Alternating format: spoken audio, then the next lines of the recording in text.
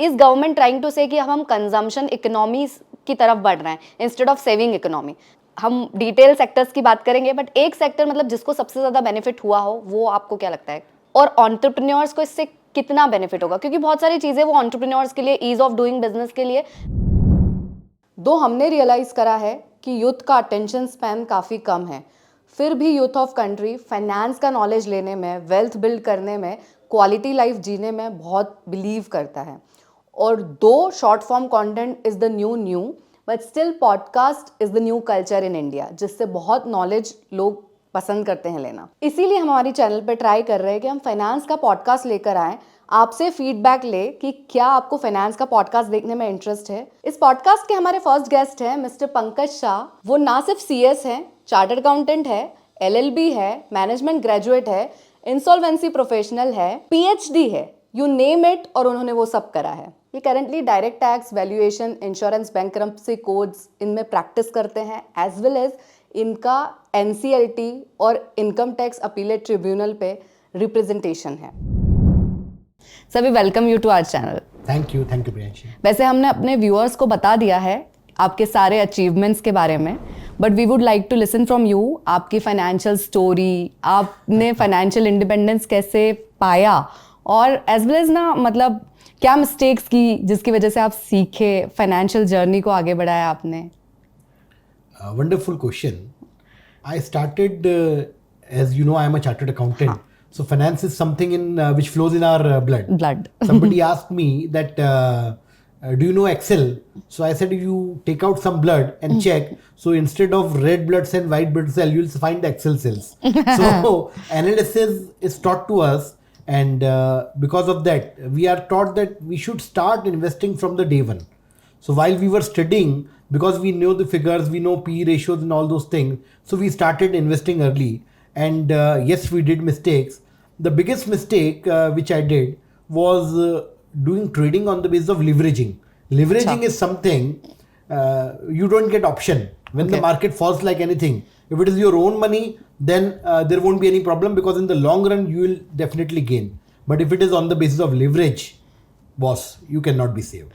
So basically मतलब risk उतनी ही लेना चाहिए जितने like you can take it. Investing की जहाँ तक बात है वहाँ leveraging नहीं करें. And one very important thing which I learned from my past mistakes is you should sell at the right time. कई बार हम ये करते हैं कि यार शेयर गिर गया तो उसको और एवरेज कर लो, फिर और एवरेज कर लो, तो उसके बजाय better to get off and ride in a running thing.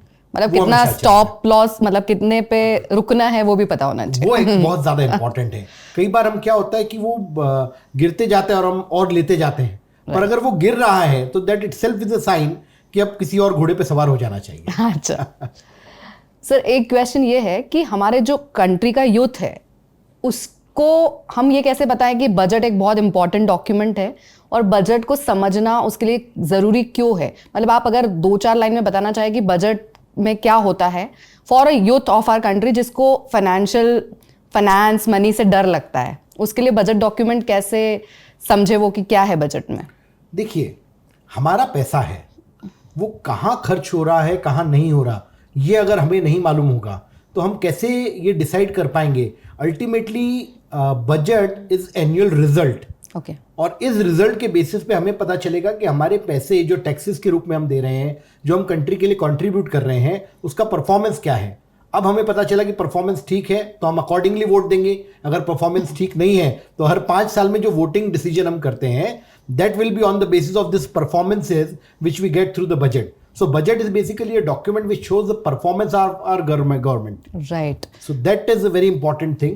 Budget से हमको ये दिखता है कि यार हमारे लिए कुछ हो रहा है या गवर्नमेंट फ्रीबीज में बांट दे रही है पैसे. Whether the government is functioning efficiently or not, we get to know through budget document. Right. और मतलब अगले पूरे साल का उनका जो प्लान है वो भी उससे हमें पता चलेगा कि अगले साल, बल्कि every budget is a vision document. Okay. Budget should not be interpreted only for one year. From budget and series of budgets, we get to know ki what is the direction in which the government is going. Right. For example, from last 3 budgets, the capex spending has increased like anything. Right. As our finance minister said, 2014 में around 1 lakh crore का capex था जो 10 लाख करोड़ का हो गया, 10 times increase, 10x हो गया। तो ये वही वाली बात हुई कि यार हम जो है महीने की सैलरी मिली हम खर्चा कर दें उसको, या उसके बजाय हम उसको सेव करके कहीं ऐसे लगे कि पैसा कमा के दें, तो वो capex is always much better. Right. जो एक्चुअल फिजिकल डेफिसिट था हमारा पिछले इस साल का वो 6.7% था। आने वाले में हमारा प्रोजेक्शन है कि 2025 तक हम उसको 4.5% पे ले जाएंगे। तो आपको फिस्कल डेफिसिट के बारे में क्या लगता है? एंड साथ ही जैसे आपने बताया कि कैपेक्स पे 33% इंक्रीज किया है इस बार, कैपेक्स 10x हो चुका है। तो कैपेक्स कितना इंपॉर्टेंट है? मतलब because you know as a country we need to understand कि कैपेक्स पे 10 लाख करोड़ है, तो इससे मिडिल क्लास का क्या फायदा है? फिस्कल डेफिसिट की जहां तक बात है, गवर्नमेंट के sources of income and expenditure, जब एक्सपेंडिचर ज्यादा होता है इनकम से तो उतने एक्स्ट्रा नोट्स गवर्नमेंट को छापने पड़ते हैं, जिसकी वजह से इन्फ्लेशन बढ़ता है। तो ये जो फिस्कल डेफिसिट है ये जितना कम हो उतना अच्छा, बट बिकॉज लास्ट 2-3 साल से जो कोविड का पेंडेमिक था तो इकोनॉमी के अंदर एक फंड इन्फ्यूजन की जरूरत थी, इसलिए गवर्नमेंट ने फिस्कल डेफिसिट बढ़ाया। अदरवाइज आप देखेंगे तो 4% के आसपास पहले रहता था। Because of this COVID pandemic government used fiscal deficit as a tool to give an impetus to the economy. तो अब जो फिस्कल डेफिसिट वापस 4% की तरफ जा रहा है, तो फिस्कल डेफिसिट जितना कम हो इंटरनेशनली उस कंट्री की रेटिंग उतनी बढ़ती है। So in long term it is always advisable to have a lower fiscal deficit which would reduce inflation also and give a proper growth, plus international standard से हमारी country की rating और बढ़ेगी। Sir इस पे थोड़ा सा फोकस और कीजिए, इंटरनेशनल रेटिंग मतलब क्या, कैसे? स्टैंडर्ड पुअर एंड कई सारे जो इंटरनेशनल रेटिंग्स हैं, जैसे हमारे यहाँ पर क्रिसिल है, वैसे ग्लोबली भी कई सारी रेटिंग एजेंसीज हैं, वो कंट्री की रेटिंग करती हैं। जैसे I will give you an example, अभी जो पाकिस्तान और श्रीलंका की हालत है, तो उनकी रेटिंग नेगेटिव हो चुकी है क्योंकि दे कैन नॉट रिकूप, जो उनका लोन है वो रीपे नहीं कर सकते, वो डिफॉल्ट हो जाएंगे। उसी तरीके से तो उन कंट्रीज में कोई भी इन्वेस्ट नहीं करेगा। जो फॉरेन इन्वेस्टमेंट आता है it is on the basis of the solvency of the country. तो आज इंडिया की सॉल्वेंसी अच्छी है क्योंकि इंडिया के अंदर फिस्कल डेफिसिट कम है। जितना फिस्कल डेफिसिट बढ़ेगा उतना कंट्री की हालत खराब होगी। Last 2 years fiscal deficit was good tool. क्यों? क्योंकि फिस्कल डेफिसिट बढ़ा के हमने इकोनॉमी को इम्पेटस किया, पर now we are going in a right direction to reduce the fiscal deficit, जिसकी वजह से हमारी जो रेटिंग है, इंडिया एज अ कंट्री कोई भी इन्वेस्ट करेगा तो उसके अंदर उसको डिफॉल्ट होने की, इंडिया के बैंकरप्ट होने की संभावना ही नहीं है। जो भी श्रीलंका में हमको देखने मिल रहा है, जो पाकिस्तान की कंडीशन हो रही है, वो इंडिया की कंडीशन नहीं होगी क्योंकि हमारा फिस्कल डेफिसिट लिमिटेड है और आगे जाके जो प्रोजेक्शंस है उसमें और लिमिट कर रहे हैं 2025 तक, as you said around 4%. Right. So that is a very good indicator and that is the optimum thing which should happen. Okay. Capex की जहां तक आपने बात करी, तो मैंने बताया कि जैसे हमारे पास जो गवर्नमेंट का ये बजट 45 लाख करोड़ का है, 45 लाख करोड़ में से मेजर पोर्शन हमारा इंटरेस्ट पेमेंट्स में चले जाता है। अनप्रोडक्टिव जो पेंशन्स हैं या जो गवर्नमेंट की सैलरीज हैं, 7वां वेतन आयोग आपने सुना होगा, तो इस तरीके के कई सारे खर्चे ऐसे हैं जो बहुत एफिशिएंट नहीं है। अब 20 लाख करोड़ गवर्नमेंट के पास बचे, इसमें गवर्नमेंट को सब्सिडीज भी देनी है, कई सारी चीजें करनी है। इसमें से मेजर अलोकेशन 33% 7 लाख करोड़ से बढ़ा के 10 लाख करोड़ जो कैपेक्स की तरफ किया है। So it is always advisable. If you see 40 years back हमारे सामने चाइना की ग्रोथ स्टोरी है। How did China grow? क्योंकि China made a priority to spend on capex. China ने जो कैपेक्स पे स्पेंडिंग करी, इंफ्रास्ट्रक्चर बढ़ाया, रेलवे को डेवलप किया, now India is doing this and because of this we see a golden future of India. तो मेरा नेक्स्ट क्वेश्चन उसी से रिलेटेड है कि हर कोई बोल रहा है कि नेक्स्ट डिकेड इज इंडिया का decade, India is going to rise and shine. तो आपको क्या लगता है, मतलब ये डिकेड में हम वो सपना पूरा कर लेंगे जो हम like as a country, as a citizen देख रहे हैं कि हम चाहते हैं कि इंडिया भी एक सुपर पावर कंट्रीज में आए? क्या हम वो? I would say India is already super power. Okay, why? Because जो हमारी पॉपुलेशन है, जो कंज्यूमर बेस है, दुनिया में कहीं भी कुछ भी हो जाए हमको फर्क नहीं पड़ता। हमारी इंडस्ट्रीज चलेंगी क्योंकि उनके लिए कंज्यूमर बेस है। कंजम्पशन यहाँ खत्म नहीं हो सकता, इसलिए ग्लोबली सब लोग इंडिया की तरफ देख रहे हैं। प्लस दूसरा, चाइना के जो इंटरनेशनल सेंटिमेंट्स खराब होने की वजह से now people are seeing India as a replacement for China because of the Indian image. Plus we have a strong leadership right now that is also going to help India a lot. और plus जो capex में हम spending कर रहे हैं, infrastructure, railway, तो ये जैसे अच्छी अच्छी फैसिलिटीज मिलेगी, definitely investment will come to India, investment will come to India, तो इंडिया का डेवलपमेंट हो रहा है। साथ ही वी ऑल नो कि अब जो ईवीज और जो अलग अलग चीजें आ रही हैं, हाँ. तो जो पेट्रोल पे हमारा रिलायंस था, हमारे जो फॉरेन एक्सचेंज का रिजर्व था, पेट्रोल और फ्यूल इंपोर्ट्स में बहुत ज्यादा चले जाता था। पेट्रोल के प्राइसेस, क्रूड प्राइसेस लिमिटेड है, और now we are going to alternative sources like CNG India में बहुत पॉपुलर हो चुका है। तो जो हमारे एक्सपोर्ट्स बढ़ रहे हैं, इंपोर्ट कम हो रहे हैं, so all things are favouring India from all directions. And most importantly इस साल G20 का इंडिया को जो चेयरमैनशिप मिली है, so this also shows that everybody is looking India as the global leader for future. Right, very like positive to hear that. Absolutely. Okay, सबसे favourite 7 lakhs का जो स्लैब बढ़ाया है न्यू टैक्स रिजीम में, आपको क्या लगता है, मतलब क्या गवर्नमेंट का इसमें ये है कि सब कुछ न्यू टैक्स रिजीम पे शिफ्ट हो जाना चाहिए? मतलब बिकॉज ओल्ड टैक्स रिजीम में अगर आप देखेंगे तो डिडक्शंस के बाद 7 लाख तक तो वैसे भी आप पे नहीं कर रहे थे, तो अभी ये जो फ्लैट 7 लाख दिया है गवर्नमेंट ने, और हम 80C का डिडक्शन इसमें नहीं ले पाएंगे, 80C का डिडक्शन नहीं ले पाएंगे, स्टैंडर्ड डिडक्शन नहीं मिलेगा, एज वेल एज जो मेडिक्लेम था ये सब नहीं होगा। तो इज गवर्नमेंट ट्राइंग टू से कि हम कंजम्पशन इकोनॉमी की तरफ बढ़ रहे हैं instead of saving economy? Savings की जगह हम कंजम्पशन की तरफ जा सकते हैं, या फिर गवर्नमेंट का ये भी सोचना है अब कि सिटीजन को अब पुश करने की जरूरत नहीं है कि आप सेव करो? क्या वो खुद ही स्मार्ट हो चुके हैं कि वो सेव तो कर लेंगे, अब हम पुश करते हैं कि आप कंज्यूम करो ज्यादा? अगर आप बजट में देखेंगे प्लस लास्ट 1 ईयर का ट्रेंड देखेंगे, तो government is focusing towards financial literacy. Government wants the financial literacy should be increased like anything. Various resources, various bodies are involved. कैसे financial literacy को बढ़ाया जाए? तो financial literacy को बढ़ाने के बाद now government says why should we tell you where to invest and why should be tax exemption be a basis of your investment? जो अच्छी चीजें वहां इन्वेस्ट करो। सेकेंडली, आपको पुरानी रिजाइम जो ओल्ड टैक्स रिजाइम है उसमें अभी भी रिबेट 5 लाख तक है, और यहाँ आपको 7 लाख की rebate they the plus standard deduction of 50,000, तो 7.5 लाख रुपए, 2.5 लाख रुपए आपको ऐसे ही बढ़ा दिए कि आपको जहां खर्चा करने करो ना। आप हमारे बताए हुए 80C या जो LIC है इनमें से इन्वेस्ट करने के बजाय you do invest, we are giving your disposable income, you decide what you need to do. It should not be, your decision should not be based on income tax or taxation aspects. Okay. So this is also good. Now we should decide where we need to spend our income. Okay. केवल tax exemption लेने के लिए investment करना is not a good idea. Advisable. Investment करना चाहिए, but taxation should not be a determinant for that. Right.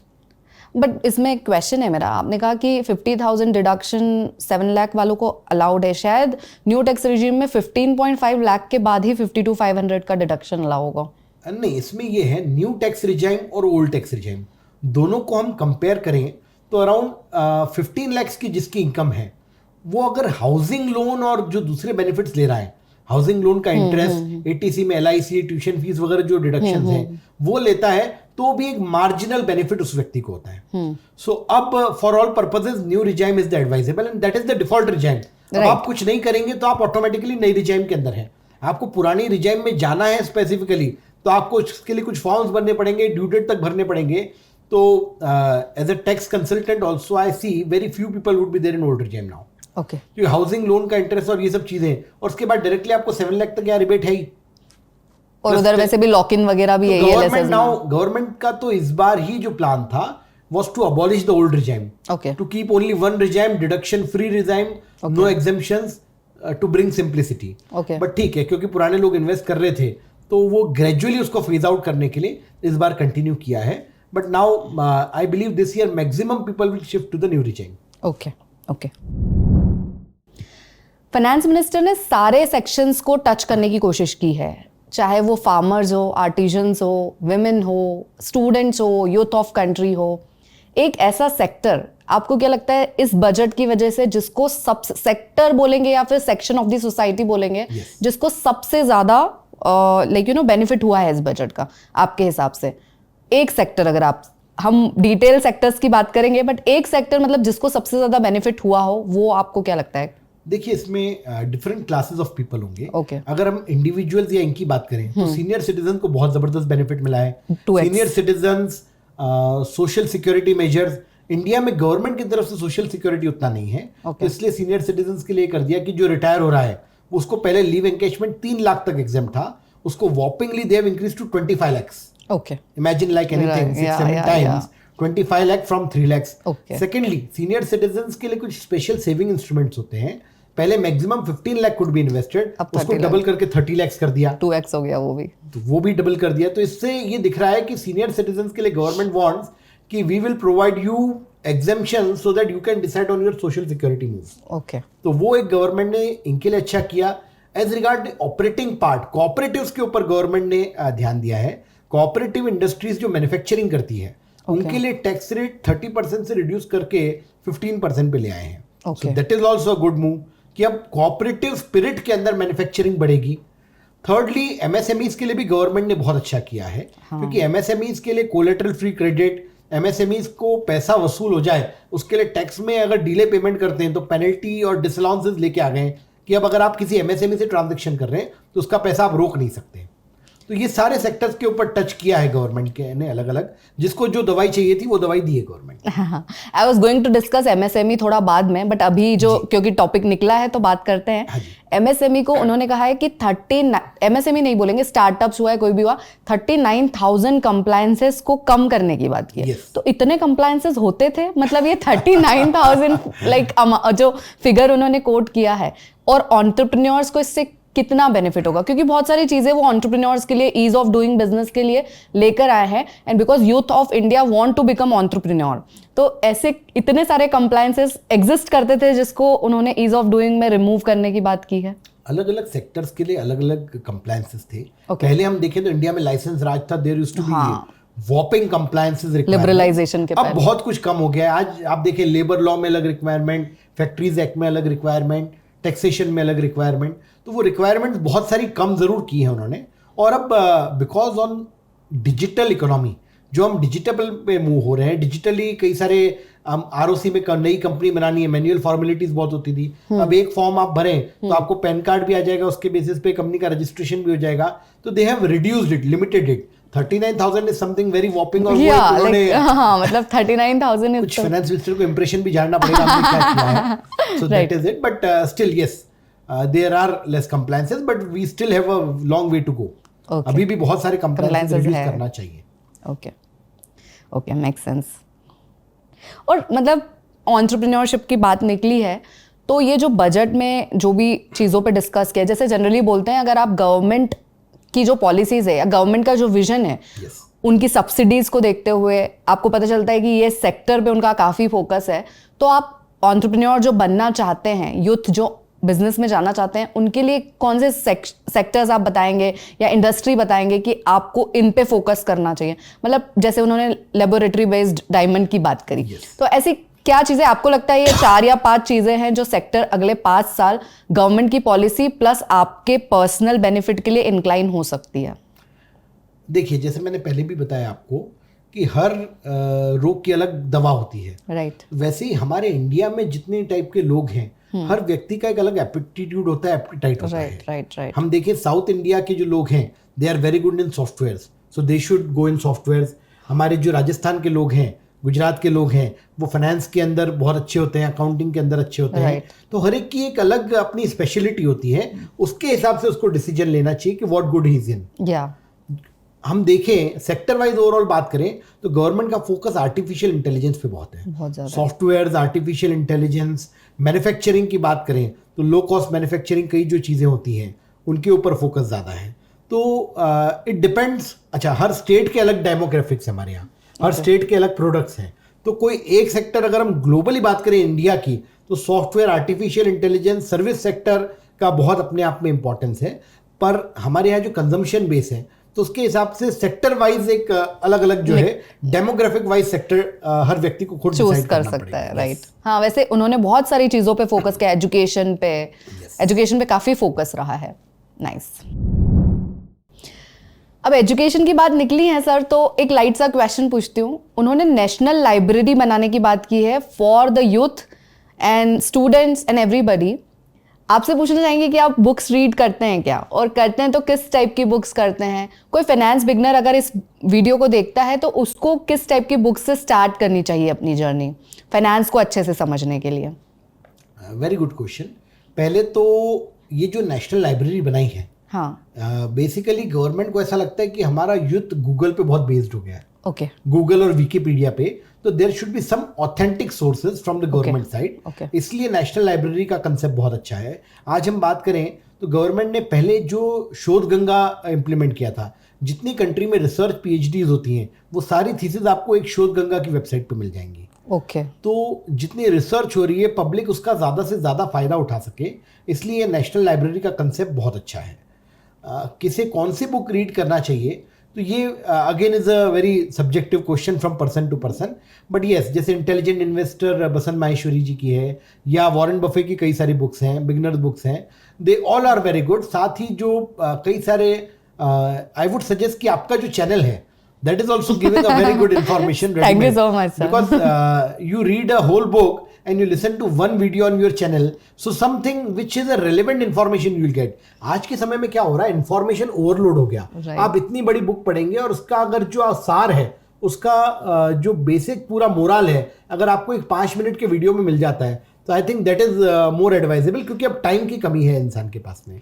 But reading wise if you से, तो economic times is something which every person should read. Okay, that is a business newspaper which everybody should at least scan through. उससे बहुत कुछ country का direction, investment pattern, वो सब चीज़ों का हमको बहुत अच्छा आइडिया लगेगा।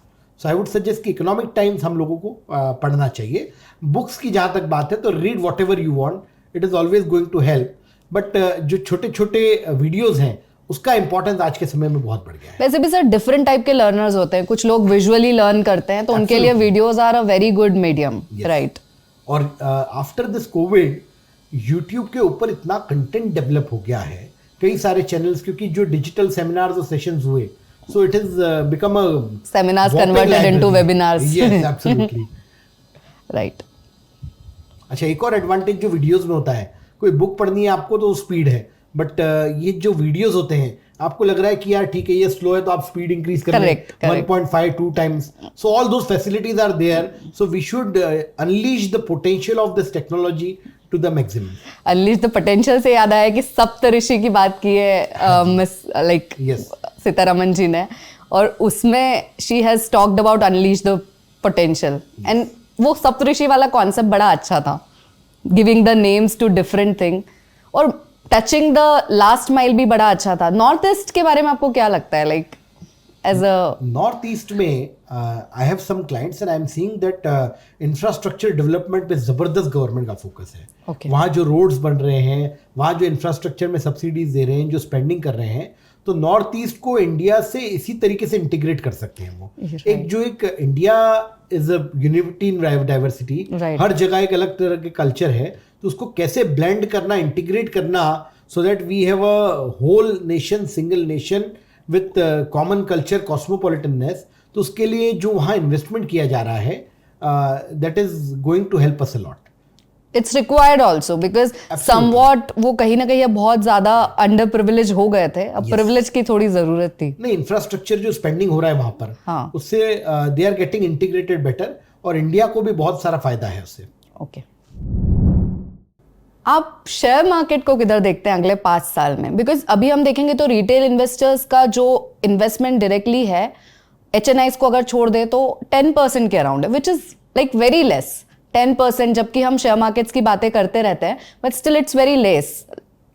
तो आपको क्या लगता है कि देखिए, स्टॉक मार्केट्स लॉन्ग टर्म में it is always and always positive. Okay, ये है कि अब सिस्टमैटिक इन्वेस्टिंग अगर हो तो that will always be better. हम डायरेक्ट जो है किसी टिप्स पे या जो ये फर्जी कॉल होते हैं इन पे इन्वेस्टमेंट करने के बजाय we should approach a proper person, a proper agency, एक प्रॉपर फर्म को हम उनके थ्रू इन्वेस्टिंग करें। म्यूचुअल फंड्स में डायरेक्टली नहीं भी जाना चाहें तो there are various proper instruments जिनके थ्रू हम इन्वेस्ट कर सकते हैं। Systematic investment long term future is very good, and अभी बहुत ज़्यादा पोटेंशियल बाकी है। बट हम केवल ये बात करें कि डायरेक्टली इन्वेस्टमेंट करते हैं और लॉस हो जाता है तो वो फिर आदमी बाहर हो जाता है। तो इट इज़ ऑलवेज की ऑलवेज हायर एन एक्सपर्ट। जैसे हमें कुछ बीमारी होती है तो हम खुद दवाई नहीं लेते, वैसे इन्वेस्टमेंट करना है तो इन्वेस्टमेंट एक्सपर्ट के थ्रू ही करना चाहिए। That is always advisable. Right sir. वैसे भी सर एक्चुअल में माइंडसेट वैसा है कि जैसे हम रियल स्टेट में इन्वेस्ट करते हैं एज इन, तो हम रियल स्टेट का रेट डेली नहीं चेक कर सकते.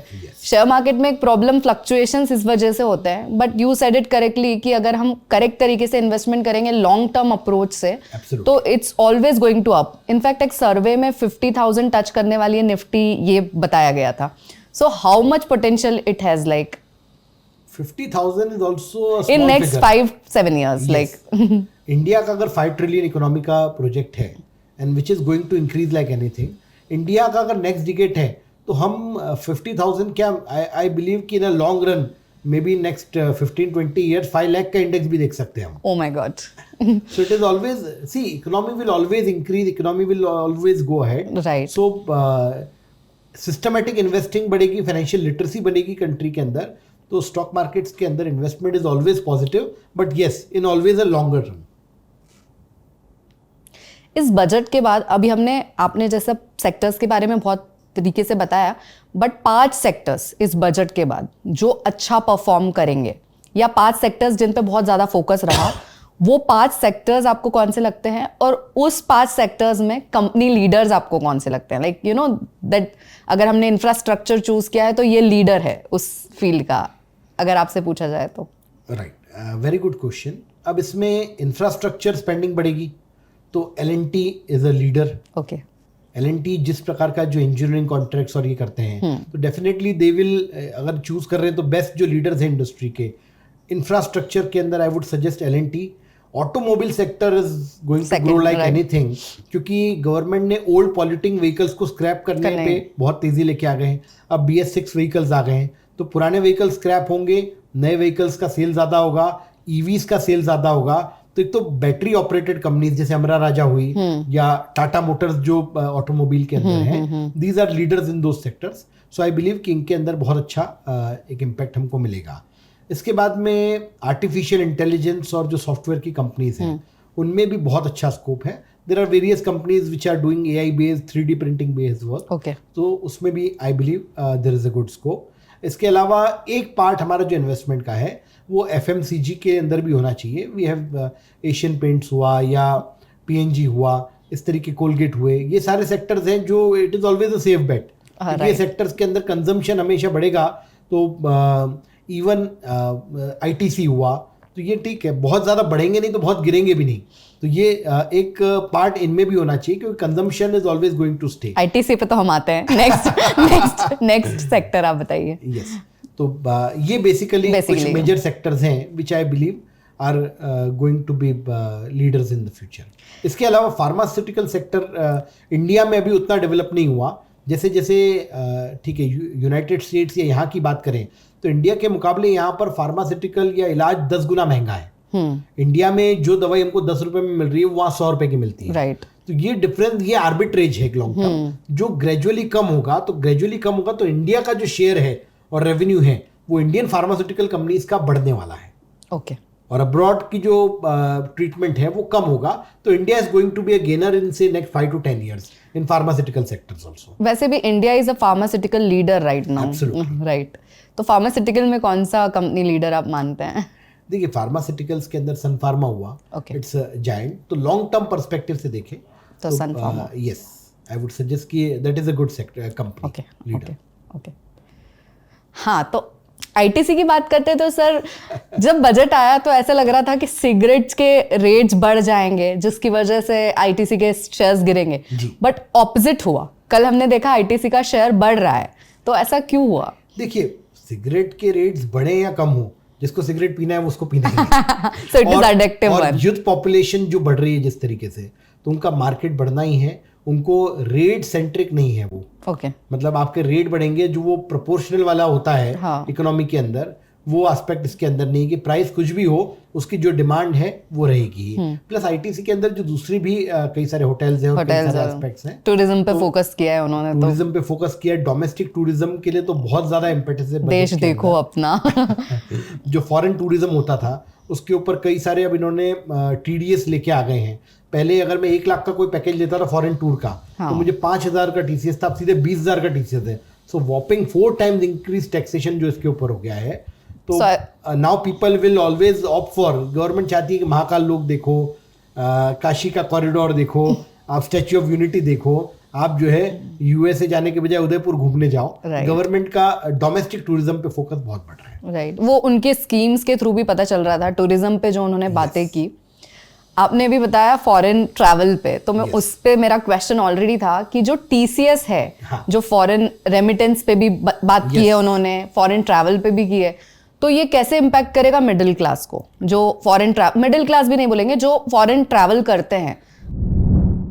फॉरेन रेमिटेंसेस की जहाँ तक बात है, इस बार मिडिल क्लास पे तो उतना इम्पैक्ट नहीं होगा, पर जो लोग हाई नेटवर्थ इंडिविजुअल्स थे वो इनकम इंडिया में नहीं दिखा रहे पर बाहर जाके बहुत खर्चा करके आ रहे थे, ऐसे लोगों को टारगेट करने के लिए फॉरेन रेमिटेंसेस पे और जो ओवरसीज टूर ट्रैवल पैकेजेस हैं इनके ऊपर 20% गवर्नमेंट ने टीसीएस लगा दिया है। So this is going to increase the travel cost by a long amount. मतलब हम देखें 20% से कॉस्ट बढ़ जाएगी। इंदौर की अगर स्पेसिफिक बात करें, इंदौर में अराउंड 2 से 2,500 करोड़ का बिजनेस टूर एंड ट्रैवल का फॉरेन का है। Okay, yes, there are more than 500 tour operators, उनके बिजनेस पे सीरियस इम्पैक्ट पड़ेगा। बट देन अल्टीमेटली कंट्री के लिए अच्छा है कि अब लोकल टूरिज्म को ज़्यादा बढ़ावा मिलेगा। आज हमारे पास में उज्जैन में महाकाल लोक बनाया है। यू इमेजिन पहले हार्डली 4-5 हज़ार लोग आते थे, अब 50-60 हज़ार लोग इजीली आ रहे हैं। आसपास की जो इंडस्ट्री है, लोकल इंडस्ट्री है, होटल्स है, जो अनऑर्गेनाइज पीपल है, सबको बेनिफिट हो रहा है। So it is always better इस तरीके के जो गवर्नमेंट ने मूव किए हैं, वो जो वोकल और लोकल वही वाली चीज़ गवर्नमेंट इम्प्लीमेंट कर रही है। सो ये पर कहीं कहीं हार्डशिप हो रही है कि जो नॉन रेजिडेंट्स जिनकी फैमिली में हैं वो बाहर हैं, उनको पैसा भेजना है तो उसको भी 20% एक्स्ट्रा कॉस्ट लग रही है। That would create some hardships. I was coming there, like कहीं कहीं ब्रेन ड्रेन जो हो रहा है इंडिया में, लोग मूव कर रहे हैं बाहर, तो क्या गवर्नमेंट का इसकी वजह से भी ये एक, आपने जैसे वैसे तो बताया कि फॉरेन में जाकर खर्चा कर रहे थे, वो एक रीजन था, फिर क्या कहीं गवर्नमेंट का ये भी तो प्लान नहीं है कि जैसे आपने बताया कि कुछ लोग बाहर रहते हैं और लोग यहाँ से भेजते हैं, तो कहीं इस पे कंट्रोल करने का? तो ब्रेन ड्रेन की जहाँ तक बात है, yes, 5 to 10 years back it was a major issue, but now things have changed. अब इंडिया से ही हम फॉरेन में सर्विसेज प्रोवाइड कर पा रहे हैं, जो आउटसोर्सिंग केपीओज बीपीओज हो गए हैं, तो इंडियन यूथ को यहीं पर अपॉर्चुनिटीज मिल गई and they are catering abroad countries from India, तो वो इंडिया के लिए बहुत बड़ा बेनिफिशियल है। सेकेंडली यूएस और कई कंट्रीज में जो वीज़ा रिस्ट्रिक्शंस हुए हैं तो उसकी वजह से ब्रेन ड्रेन हो रहा था। अब उनको लोकल पॉपुलेशन को, उनकी लोकल मैन पावर को देने के लिए नौकरियां नहीं मिल रही हैं फॉरेन के अंदर। अच्छा, तो वो इंडिया से आउटसोर्सिंग में सर्विसेज ले रहे हैं, तो वो ब्रेन ड्रेन का सिनेरियो अब चेंज हो रहा है। Okay, it has come the other way round. जो पहले it was a very big concern कि इंडिया का ब्रेन ड्रेन हो रहा है, इंडिया का यूथ बाहर जा रहे हैं, बट अब इंडिया में रह के ही वो सर्विसेज प्रोवाइड कर रहे हैं। सो this is a reverse way round now. अब वो ब्रेन ड्रेन का उतना बड़ा कंसर्न टू माय नॉलेज नहीं है। ओके सर, एक चीज़ है यूलिप्स और इंश्योरेंस सेक्टर की हम बात करें तो गवर्नमेंट एक तो ये लेकर आई है कि 7 लाख तक है तो 80C में जो लोग इंश्योरेंस कंपनीज को देते थे वो रिड्यूस हो जाएगा। फिर इन्होंने एक और चीज़ लाई है कि अगर 5 लाख से ज़्यादा का प्रीमियम है तो प्रोसीड्स को टैक्स कर देंगे, एक ये है। तो आपको लगता है इसकी वजह से इंश्योरेंस कंपनी को इम्पैक्ट ज़्यादा होगा या फिर? इंडिया में इंश्योरेंस मार्केट का पेनिट्रेशन बहुत कम है। ओके, उसके 2 रीजन है। इंश्योरेंस का जो पेनिट्रेशन है वो क्योंकि टैक्स में बेनिफिट मिलता था इसलिए इंश्योरेंस में कर रखा था आदमी ने। ओके, इंश्योरेंस का बेसिक ऑब्जेक्टिव है रिस्क मिटिगेशन, पर हमारे यहाँ सब कुछ भगवान भरोसे होता है। इंडिया में कोई आदमी डरता नहीं, सब भगवान भरोसे छोड़ रखा है। There is no risk concern to Indian people. तो इस वजह से insurance was used as a investment device, right. Higher आपका सम एश्योर्ड का मोर देन 10% रहता था। 5 लाख से ज्यादा आप कंट्रीब्यूट कर रहे हो और पूरा पैसा एग्जाम मिल रहा था, तो आप एक इन्वेस्टमेंट करोगे, आपको कैपिटल गेन लगेगा, और इंश्योरेंस के थ्रू अगर वो इन्वेस्टमेंट करोगे तो आपको कोई टैक्स नहीं, एग्जाम जो हो रहा था गवर्नमेंट की नज़र में वो आया। Government said that this is a tool of tax avoidance, इसलिए गवर्नमेंट ने 5 लाख से ज़्यादा का जो इंश्योरेंस होता है, बोले it is a insurance investment policy, तो उसको टैक्स कर दिया है। तो इंश्योरेंस मार्केट पे क्योंकि इंडिया में भी मैच्योर नहीं हो पाया, इसलिए yes there are concerns, but insurance should be independent of taxation aspect. But ऐसा नहीं है, मतलब जैसे गवर्नमेंट पॉलिसी चेंज हो गई तो जिन लोगों ने पहले कर रखा है उनको इससे कोई नुकसान है? जैसे यूलिप्स में इन्वेस्टमेंट जिनका नहीं, जो पुराने इन्वेस्टमेंट्स हैं उन पे नहीं। 1 अप्रैल 2023 के बाद जो नई पॉलिसीज लेंगे उनके लिए 5 लाख के प्लस एग्जेम्पशन लिया है। पुराने जो इन्वेस्टमेंट्स हैं जो चल रहे हैं उनके प्रीमियम देंगे, उसमें कोई इश्यूज नहीं है। ओके, ग्रीन हाइड्रोजन मिशन की जो बात की है फाइनेंस मिनिस्टर ने, क्या उसकी वजह से मतलब ट्रांसमिशन की बातें की है, कार्बन को कम करने की, डिपेंडेंस ऑन फॉसिल फ्यूल्स पे कम करने की बातें की है, तो क्या इसकी वजह से क्रूड ऑयल पे डिपेंडेंस कम होगा हमारा? देखिए, लॉन्ग टर्म में जो हमारे नितिन गडकरी जी हैं, हाँ, उनका विजन ये है कि हाइड्रोजन पे और आप क्रूड पे अपना डिपेंडेंस कम करें, and government is working like anything on it. हम देखें सीएनजी जो इंडिया में तेजी से बढ़ा है, सीएनजी के अलावा जो ईवी के लिए मॉनिटरिंग कर रहे हैं, BS4 BS6 व्हीकल्स कर रहे हैं, पुराने पॉल्यूटिंग व्हीकल्स को स्क्रैप की पॉलिसी ला रहे हैं। So all this is indicator कि क्रूड के ऊपर डिपेंडेंस कम हुआ है और आगे भी जाके और कम होगा। So that is good from pollution perspective also and from Indian economy perspective also. Finance minister ने विमेन के इकोनॉमिक डेवलपमेंट की बातें की है। As per my reading as well, women का पार्टिसिपेशन जो लेबर फोर्स में है वो कम है, 49% विमेन है। उसमें से भी हम देखते हैं कि फाइनेंस की अंडरस्टैंडिंग, फाइनेंस के लिए mindset, money management, they are somewhere like knowledge में उनको लगता है, माइंडसेट में लगता है कि शायद हम नहीं कर सकते हैं। तो एज अ सोसाइटी हम क्या गलत कर रहे हैं कि पर कैपिटा में हम जो कंट्रीब्यूशन कर सकते हैं, ला सकते हैं, वहीं हमारी 49% ऑफ पॉपुलेशन इससे भाग रही है? Excellent question, but I would differ with you on one count. Okay. जो आपने कहा कि फीमेल का फाइनेंशियल मैनेजमेंट उतना अच्छा नहीं है, आई वुड से इंडिया का पूरा फाइनेंशियल मैनेजमेंट तो फीमेल समाज मेल कमा के लेके आ रहा है अभी, और फीमेल उसको मैनेज कर रही है बहुत अच्छे से। तो ऐसा नहीं है कि फाइनेंशियल मैनेजमेंट नहीं है, हाँ थोड़ी सी फाइनेंशियल लिटरेसी की ज़रूरत है, उनको और ऑप्शन से अवेयर कराने की ज़रूरत है। With regard to second aspect कि यस, जो पार्टिसिपेशन है, एक्टिव पार्टिसिपेशन थोड़ा कम है, तो इसमें आई वुड से फीमेल से ज़्यादा हम लोगों का मेल का रोल होना चाहिए to support our wifes, to support our females in our family to go out and actively participate. थोड़ा हम सपोर्ट करेंगे, अभी जो फैमिली की तरफ से सपोर्ट है अगर वो मिलेगा तो डेफिनेटली नारी तू नारायणी, तो जो फीमेल्स हैं they have unlimited power, unlimited capacity and they can do wonders. थोड़ा सा हमारी तरफ से पुश की ज़रूरत है, सोसाइटी का माइंडसेट, फैमिली का mindset, and it is coming gradually.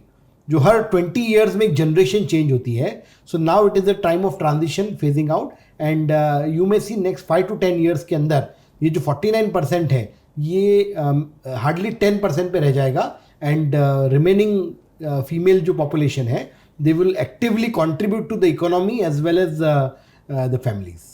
Sir, coming from you it is very nice to hear कि फाइनेंशियल मैनेजमेंट विमेन का अच्छा होता है। डेफिनेटली, क्योंकि होम मैनेजर्स तो वही होती है, and we will be blessed अगर अगले 5-7 साल में देखने को मिले, क्योंकि जिस स्पीड से ग्रो होना चाहिए उस स्पीड से भी देखने को नहीं मिल रहा है। Not only about non working women, working women से भी अगर आप बात करेंगे तो फाइनेंशियल लिटरेसी वहाँ भी कभी कभी लगता है कि शायद और रिक्वायर्ड है बूस्टअप होने की। But it's nice that you say कि 5-10 ईयर्स में we will see the changes. Absolutely. Sir, PM Awas योजना हुई, एकलव्य वाली जो योजना लाई है, ट्राइबल को सैनिटेशन, नहीं लाइक मतलब बहुत ही सैनिटरी चीज़ें, लाइक ऐसी चीज़ें जो बहुत बेसिक है वो भी प्रोवाइड करने के लिए पॉलिसीज़ लाना पड़ रही है। एज वेल एज ऐसी पॉलिसीज़ को सिटीजन्स कैसे देखें कि ये पॉलिसी पे जो फंडिंग बता रहे हैं वो एक्चुअल में जा रही हैं वहाँ, स्कूल्स की, एजुकेशन की जो भी पॉलिसीज़ है, मतलब कोई पोर्टल है या कोई साइट है जिसके थ्रू जनरल पब्लिक को पता चले कि जो गवर्नमेंट ने बजट में बताया है कि इतना कंट्रीब्यूशन वहाँ करने वाले हैं वो हो रहा है या नहीं हो रहा है? देखिए, बजट के एक दिन पहले जो इकोनॉमिक सर्वे आता है, that is the report card of what was projected and how it has been implemented, how it has been spend. इसके अलावा डायरेक्टली हमें गवर्नमेंट के कुछ पोर्टल्स भी हैं, ओपन भारत पोर्टल वगैरह, जिनके थ्रू ये इन्फॉर्मेशन मिल सकती है। साथ ही आरटीआई और जो मीडिया का इसमें ज़्यादा बड़ा रोल है। It is the role of media कि वो आरटीआईज लगा के अलग अलग सोर्सेज से ये फाइंड आउट करें कि हमारा जो पैसा है वो एफिशिएंटली गवर्नमेंट यूज़ कर पा रही है या नहीं, and media is doing it right now. अब जो आरटीआई का एज है और जो मीडिया की एक्टिवनेस है, सोशल मीडिया एक्टिवनेस है, इसकी वजह से that information is coming to us. कहीं भी अगर इनएफिशिएंट फंड का यूज़ हो रहा है तो those things are coming out now. पर ग्लोबल बेसिस पे हमें अगर देखना है तो गवर्नमेंट के report card plus as a chartered accountants जो ऑडिट रिपोर्ट होती है गवर्नमेंट डिपार्टमेंट्स की, जो CNAG की रिपोर्ट्स आती हैं, वो अगर हम पढ़ें तो उससे भी हमें पता चलता है कि how optimally the funds are utilized by the government department and how are they functioning. Okay. Government ने बात की है, फाइनेंस मिनिस्टर ने बात की है open source AI for farmers और एक्सेलरेटर प्रोग्राम्स, उसमें फंडिंग करने की बातें की है. तो आपको लगता है मतलब क्या फार्मर उस तरफ जाएगा, लाइक एआई का यूज करके क्या इंडियन फार्मर्स को एजुकेट किया जा सकता है? What do you think, like where do you see it happening? See हमारे देश में जनरेशन इज चेंजिंग. पहले जो बिजनेसमैन की जनरेशन थी, अब उनके बच्चे आए, they are doing innovative things. तो वैसे ही गाँव में किसानों में भी अब हर आदमी के पास मोबाइल है, हर मोबाइल के अंदर ऐप्स हैं, हर मोबाइल के अंदर यूट्यूब हैं, दे आर गेटिंग अवेयर. और जब गवर्नमेंट एआई बेस्ड लर्निंग लाएगी फार्मर्स के लिए, तो उसके कुछ ऐप्स और डिजिटल तरीके से लाएंगी, तो उसका बहुत अच्छा यूज़ होने वाला है. कब बारिश अच्छी होगी, क्या वेदर प्रोजेक्शंस हैं, किस टाइप की सॉइल में क्या फर्टिलाइजर्स यूज़ करने चाहिए, what should be optimal mix. तो ये अवेयरनेस के साथ में in next 10 years, because now new generation is come which is techno savvy, so they can definitely use AI and unleash the potential in agriculture also. ये तो है sir, like mobiles वहाँ पहुँच रहा है जहाँ लाइक एजुकेशन भी properly नहीं पहुँच पा रही है. Right. So that is going to be a good boon, blessing in disguise for India. Right. Sir ना, हमने इनकम टैक्स 7 lakhs की बात की है, बट आपको कुछ लगता है बजट में और भी कुछ था मिडिल क्लास के लिए जो हम मिस कर गए? लाइक कोई ऐसी चीज़ जैसे महिला सम्मान सर्टिफिकेट की बात की है उन्होंने, या फिर मिडिल क्लास के लिए और कोई स्कीम्स जिसमें अभी वाले बजट में कुछ और है जिस पे हमारा डिस्कशन रह गया हो? देखिए, बजट के अंदर न्यू रिजाइम को फोकस किया है. 7 लाख रुपीस तक कुछ भी नहीं, बट एक एब्सर्डिटी है. 7 लाख रुपए अगर आपकी इनकम है तो आपका टैक्स है 0, और 7 लाख 1 रुपए अगर आपकी इनकम है तो वो 1 रुपए की इनकम बढ़ने पर आपको 25,000 रुपए का टैक्स देना पड़ेगा. सो that is a very big absurdity. ये नहीं होना चाहिए. ग्रेजुअल रिलीफ होना चाहिए कि जितनी इनकम बढ़ रही है उस प्रोपोर्शनेट में बढ़े. ये जो एक कट ऑफ है, मेरी नज़र में इससे आदमी डिस्करेज होगा. जो हो सकता है 2, 5, 10,000 रुपए का टैक्स भरना भी चाहता, तो उसको सीधे 25,000 भरना पड़ेगा, तो वो टैक्स इवेजन की तरफ और मोटिवेट होगा. तो एक रिलीफ इसके अंदर लाना जरूरी थी, which has not come. Right. So finally sir, बहुत ही अच्छा डिस्कशन हुआ. इट्स लाइक कि आपका एक्चुअल में जो आप काम कर रहे हैं, आपको जो नॉलेज है उससे बहुत कुछ सीखने को मिला. आप फर्स्ट गेस्ट थे हमारे पॉडकास्ट पे. We will try to bring you again, because हमको जो सीखने को मिला है वो काफ़ी अच्छा था. And I guess they will also agree while shooting की बहुत सारी नई चीज़ें हमको सीखने को मिली आज. It is Indeed my pleasure कि न्यू जनरेशन से इस तरीके से यूथ से कनेक्ट करने का मौका आपके चैनल के थ्रू मुझे मिला. Thank you very much. It was really nice show. So finally, अगर आप यहाँ तक हमारे साथ बने रहे तो कमेंट करके ज़रूर बताइएगा कि नया क्या सीखा आज आपने, और पॉडकास्ट का ये आइडिया आपको कैसा लगा. Let us know in the comment section. And genuinely on this podcast we want कि यूथ ऑफ इंडिया जो है, जो उनका वेल्थ बिल्डिंग का सपना है, जो इंडियन इकोनॉमी को आगे ले जाने का सपना है, उसमें हम थोड़ा सा अपनी तरफ से इस पॉडकास्ट के थ्रू, इस चैनल के थ्रू कंट्रीब्यूट कर पाए. Thank you so much for watching it till here.